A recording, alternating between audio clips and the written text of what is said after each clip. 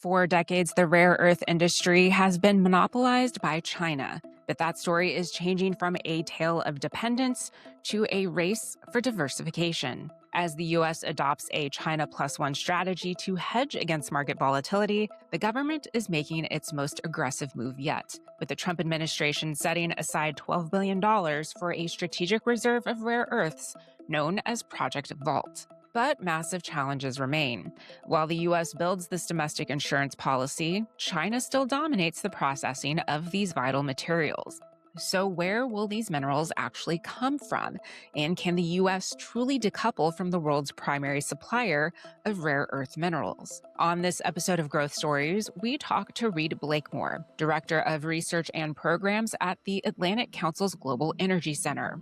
We'll dive into the geopolitics, the supply chain bottlenecks, and the emerging green shoots of a new minerals economy.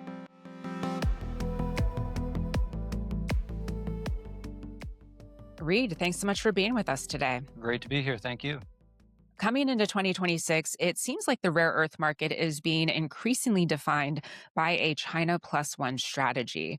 Can you shed some light on that approach? Yeah, it makes a whole lot of sense, right? The China plus one strategy is really about growing concerns from the private sector around the concentration of not just the rare earth supply chain, but virtually all critical mineral supply chains being so heavily concentrated in China. So what private sector participants are ultimately trying to do is they're recognizing China's dominance in this space and its utility to those supply chains. That's the China part of the China plus one strategy, but looking for a plus one alternative to really offer some resilience to their supply chains overall. As a principle, it's more about resilience than actual decoupling, right?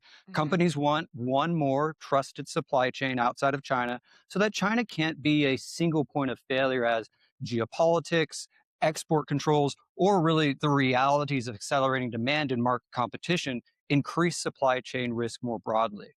What's going to be interesting to watch as the next year and the next several years unfold is whether or not we move beyond just a China plus one strategy to a China plus two or a China plus three strategy, particularly as we see policymaker attention in Western capitals increasingly devoted to a more decoupled approach to Chinese supply chains. So whether or not private sector participants get on board with that strategy by pursuing multiple plus two, plus three, maybe even a plus four, is going to be an interesting space to watch where that tension between policy strategy and private sector interests really begin to converge or create friction.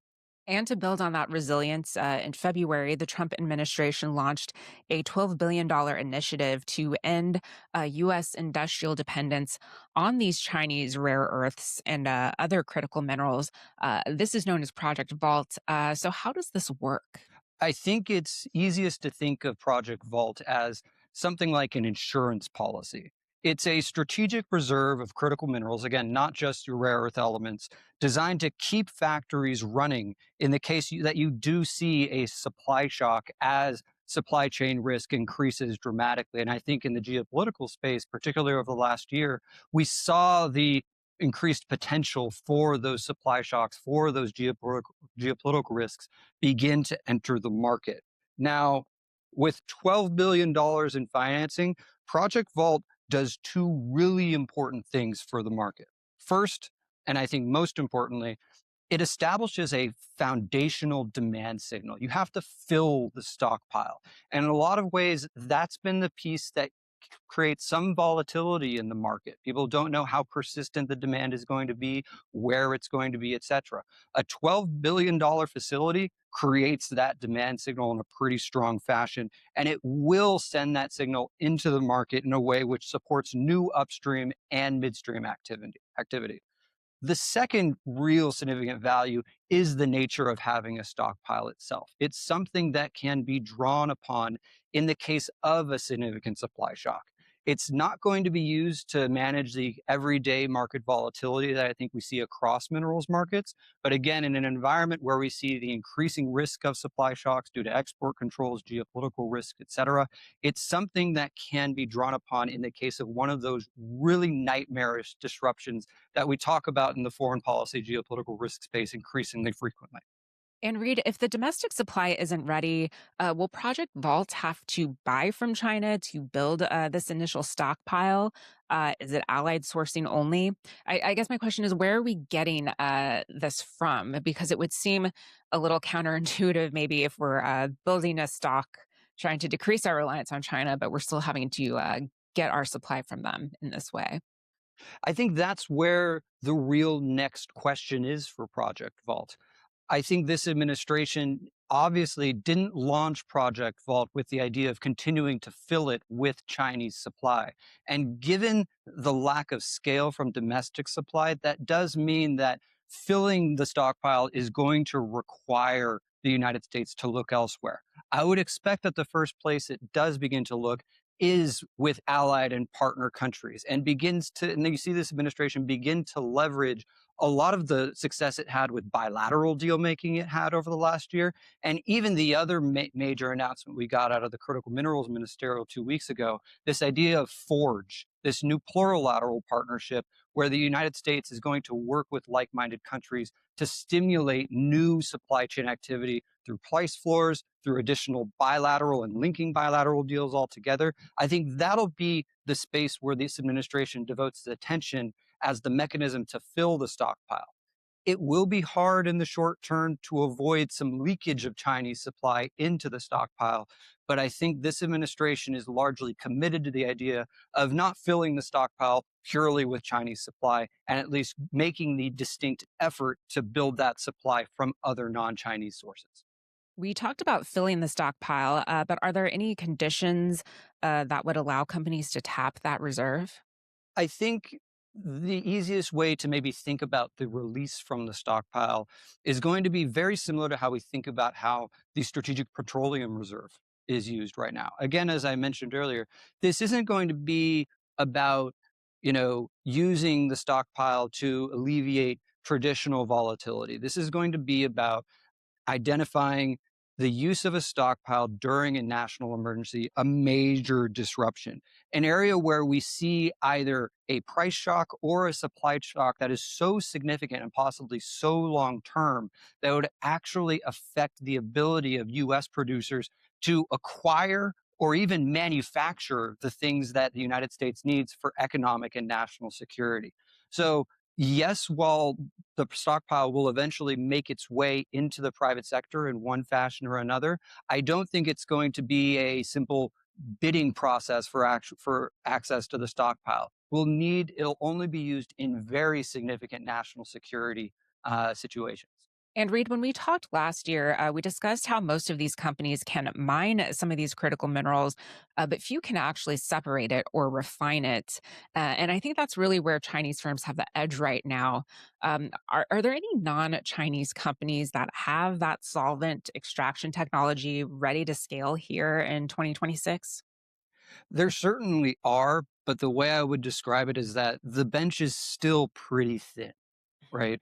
Particularly when we look at what we have available to us in 2026, the story is really about taking advantage of what is available right now by continuing to scale it in terms of volume and in terms of market participants.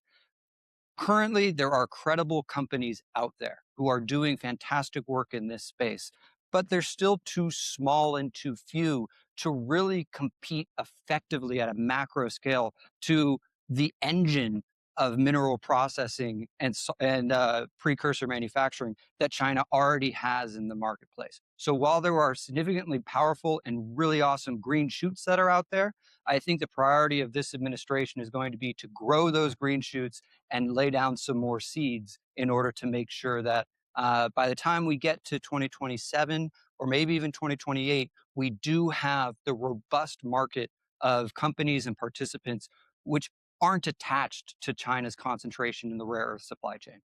Well, speaking of some of those green shoots, Greenland has become a front line of the rare earth race here in 2026, especially after renewed U.S. interest in acquiring that land or securing some sort of indefinite access to its minerals. Can you talk a little bit about any of the developments there?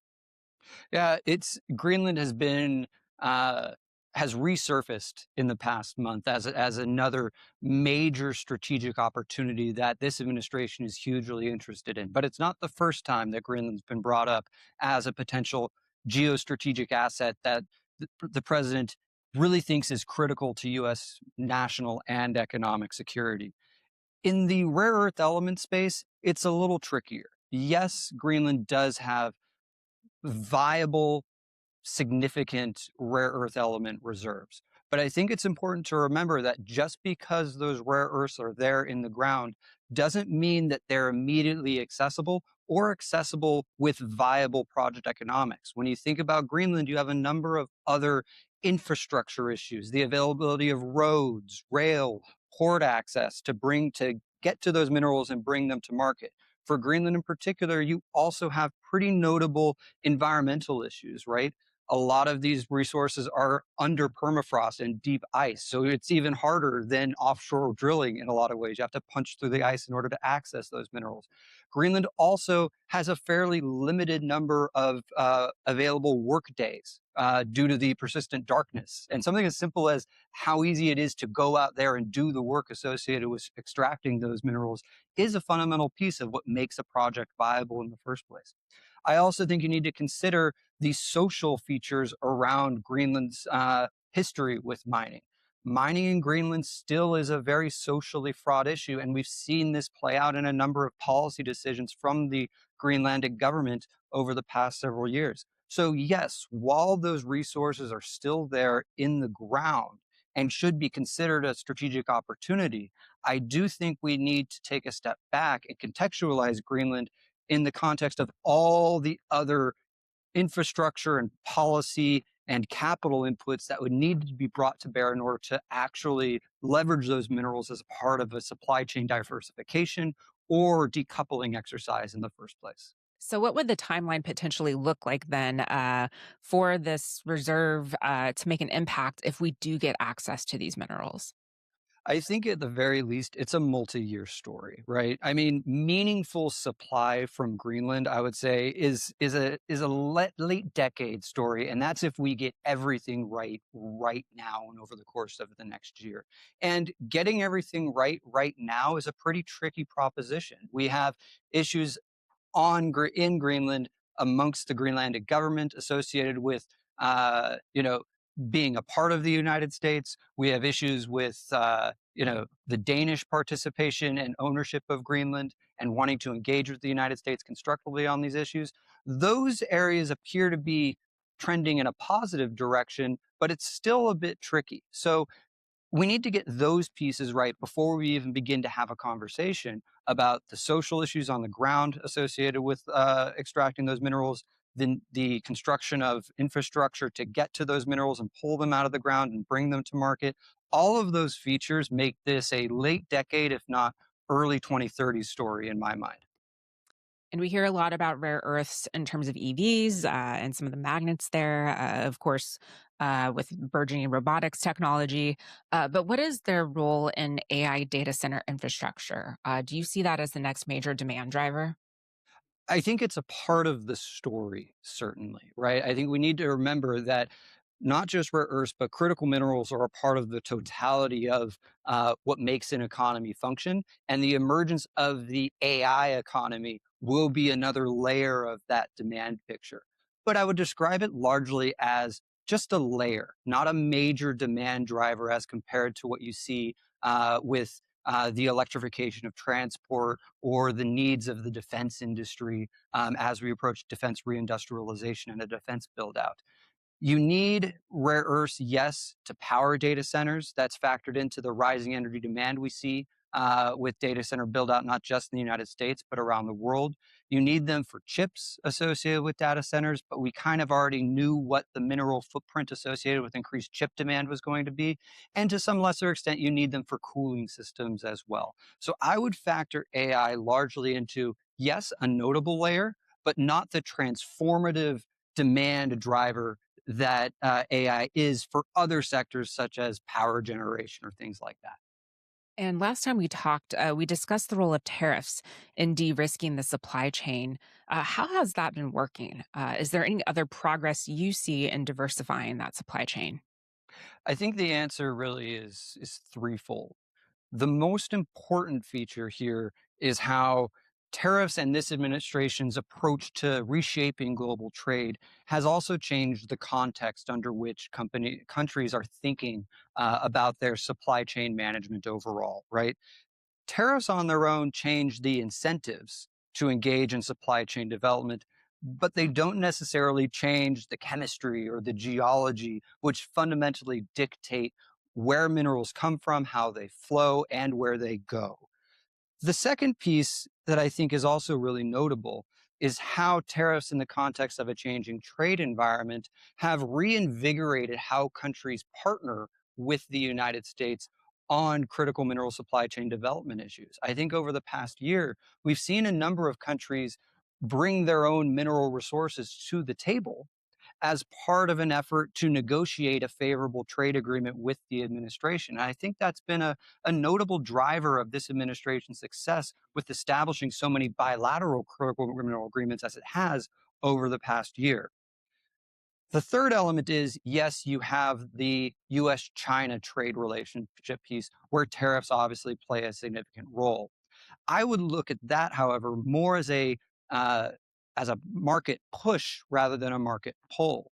When you reflect on how the export to China's export ban on certain rare earths in late summer of last year really transformed the president's thinking around the leverage he has to negotiate a favorable trade agreement with China or negotiate it with China, period. I think that experience really solidified in his mind the need to reinvigorate the United States approach to supply chain resiliency, purely because when he came to the table to negotiate with China, China had this one very significant piece of leverage at that conversation. And that, in some ways, limited the hand of the United States. So it's those three options, it's those three pieces. A, how tariffs in the wider trade environment have reshaped individual countries thinking about the management of their supply chains and where they use their economic leverage. Two, opening the door to countries using their own mineral resources creatively as they pursue trade agreements with the United States. And three, the challenge of managing China within a wider tariff and trade negotiation process. Those three things point, in my mind, to a reality that tariffs have had an indirect impact in terms of shaping the conversation, if not actually really reinvigorating new supply chain activity directly. And Reed, are there any other final takeaways for investors when it comes to rare earth developments or things that you're going to be keeping on your radar here in the coming year? I think there's three major features that I'm looking at. One of them is in the policy space and where this administration is ultimately headed, as it's moving into its second year of what has been a incredibly assertive approach to managing critical mineral supply chains. That's largely focused on, after a year in which this administration was incredibly successful in negotiating bilateral agreements with individual countries, how it looks to link its various bilateral deals together as part of a holistic supply chain strategy. Yes, a bilateral agreement with Malaysia on its own is good, but what really is going to make that agreement successful is how that agreement gets linked with a bilateral agreement with Australia or with Japan. I think the linkages and the policy linkages that come out of this administration over the next year is going to tell us a lot about where supply chain is headed. The second point is really the fundamental issue still being processing and midstream refining, not just of rare earth elements, but critical minerals more broadly. Countries are starting to realize that that is where the real bottleneck is, and who controls processing assets is actually who will control the real geostrategic assets as we become more dependent on critical mineral supply chains in the aggregate. So that's not just a US story, that's an international story. And I think how countries navigate their own role or own relationship to that processing bottleneck is going to shape the next year to 2 years of critical minerals policy in the aggregate. The third thing I think I'd be on the lookout for is what are the other tools that are available for supply chain management? To date, we've spent a lot of time talking just about new upstream resource development. And while, yes, that's critical to build the capacity that we need and the volumes of materials that we need in order to power our supply chains and power our manufacturing, it isn't the only tool. So, how we begin to think about some of these other supply chain solutions like recycling, like waste recovery, like byproduct recovery, or even like innovation and substitution, I would think those type of supply chain solutions or supply chain alternatives really begin to get a lot more than just rhetorical attention from policymakers and industry leaders in the next year, purely because Western capitals are finding that they need all the available solutions in order to de-risk themselves from Chinese concentration. And we aren't going to achieve that if we only look at new upstream development. Well, Reed, thank you so much for your insights today. We really appreciate it. Oh, thank you for having me.